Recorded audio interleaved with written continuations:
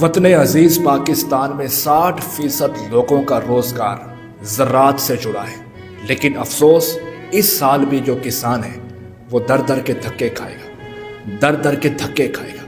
جب وہ احتجاج کرنے کے لیے، اپنا حق مانگنے کے لیے روڈوں پر نکلے گا تو اس پر ڈنڈے برسائے جائیں گے، اس کو جیلوں میں پھینکا جائے گا۔ اس بار بھی کسان کو، زمیندار کو برباد کر کے رکھ دیا گیا۔ اس کا قصور کیا ہے کہ وہ حلال کی روزی کماتا ہے۔ پاکستان کی معیشت میں ایگریکلچر کا 25 سے 30% کا حصہ شامل ہے، لیکن افسوس پھر بھی اس کے لیے کوئی پالیسی نہیں بنائی جاتی۔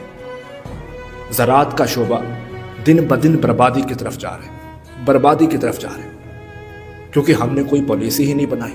ہم نے جب بھی کوئی حکومتی پالیسی بنائی، بڑی بڑی ملوں کے لیے بنائی، بڑی بڑی فیکٹریز کے لیے بنائی، بیچارہ جو کسان ہے وہ بھاڑ میں جائے، وہ اپنی موت آپ مرے، بیچارہ جو کسان ہے وہ بھاڑ میں جائے، کیونکہ ہم نے اس کے لیے کوئی پالیسی ہی نہیں بنائی۔ حکومت کی طرف سے نہ کوئی اسے اچھا ریٹ دیا جاتا ہے، نہ اس کے لیے کوئی پالیسی بنائی جاتی ہے، نہ اسے کوئی اچھے بیج دیے جاتے ہیں، نہ اسے کوئی اچھا پانی دیا جاتا ہے۔ آپ نے ڈیزل کو مہنگا کیا، کسان بیچارہ وہ سولر پہ شفٹ ہوا، آپ نے نہروں کا پانی ہی بند کر دیا۔ جو آباد زمینیں تھیں اس کو آپ نے ویران کر دیا، اور جو ویران زمینیں آپ نے اس کو آباد کرنا ہے۔ آج کسان کے پاس گندم تو ہے، لیکن اس کے پاس اچھا ریٹ ہی نہیں، وہ در در کے دھکے کھا جائے، وہ در در کے دھکے کھا رہے ہیں۔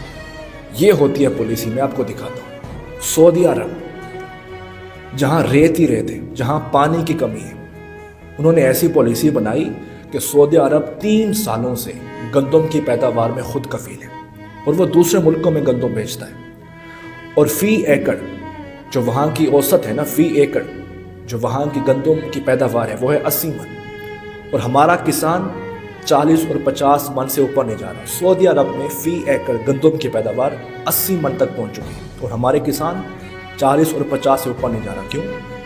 کہ ہم نے کبھی اسے کوئی پلان ہی نہیں دیا، اس کے بارے میں کبھی سوچا ہی نہیں، کبھی پالیسی نہیں بنائی۔ گندم جو پنجاب اور سرائیکی وسیع میں بے انتہا پیداوار جس کی ہے، پنجاب اور سرائیکی وسیع جہاں پر بے انتہا جو ہے گندم کاشتکار ہوتی ہے، آپ نے ان کے بارے میں کچھ سوچا ہی نہیں، بلکہ ہر سال ان کو ایسا ریٹ دیتے ہیں کہ پھر بھی وہ ادھار لے کر کھا رہے ہوتے ہیں۔ جب آپ کسان کو بھوکا رکھتے ہیں نا، تو صرف کسان بھوکا نہیں بیٹھتا، وہ مڈل کلاس دکاندار وہ بھی بھوکا سوتا ہے، اس کے بچے بھی بھوکا سوتے ہیں، کیونکہ جب کسان کے پاس پیسہ نہیں ہوگا تو وہ دکانوں سے کچھ خریدے گا نہیں، اور جب دکاندار کے پاس کوئی خریدنے نہیں آئے گا تو اس کے پاس پیسہ کہاں سے آئے گا؟ آپ زمیندار کے ساتھ ساتھ ایک پورے معاشرے کو برباد کرتے ہیں۔ کسان کے پاس پیسہ ہوگا تو وہ دکانوں پہ کچھ خریدنے کے لیے جائے گا۔ جو مڈل کلاس دکاندار ہے وہ تو اس شعبے میں زراعت کو دیکھتے ہیں کہ زمیندار کے پاس پیسہ آئے، وہ ہماری دکانوں پہ کچھ خریدنے کے لیے آئے۔ جب زمیندار کی جیب خالی ہوگی، جب کسان کی جیب خالی ہوگی تو وہ دکانوں سے کیا خریدنے جائے گا؟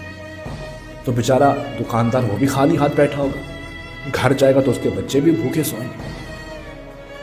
تو زراعت کا شعبہ بڑا اہم ہے ہمارے ملک کے لیے، بڑا اہم ہے۔ 60% آبادی اس سے جڑی ہے، ان کا روزگار اس سے جڑا ہے۔